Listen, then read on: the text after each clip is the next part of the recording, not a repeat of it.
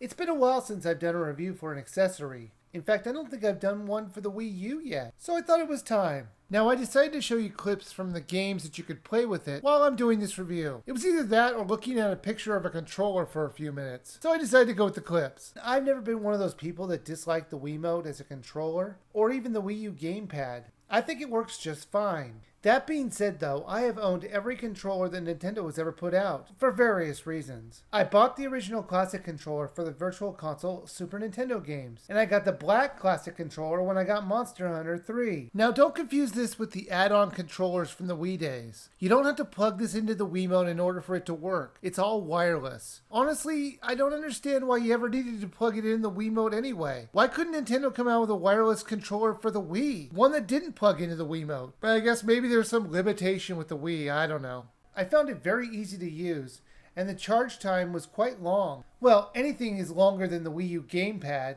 I hear it gets over 60 hours on a charge, which is fantastic. It plugs in using a USB plug into a mini USB adapter. Why can't it just use a plug into an AC adapter? Maybe I'm just a bit old-fashioned, but when I bought my PlayStation 4, it had the same limitations. A mini USB charger. I know you can buy USB AC adapters, but I just thought it was strange. Since I had both of my USBs on my Wii U in use, I had to use my PlayStation 4 extra USB port to charge it. Wrap your minds around that one. A PlayStation 4 charging a Wii U controller. Now it's fairly lightweight and the button presses feel right. They were not too easy to press, but they were not too hard either. There are definitely some limitations to this controller. You can't use them in any Wii games, and some of the Wii U games don't even support them right away. There were even Nintendo games as of December of last year that didn't support it. How does the creator of the controller not make games that support it? That just blows my mind. They do end up supporting it in updates of the games, but why it wasn't supported from the start is just baffling.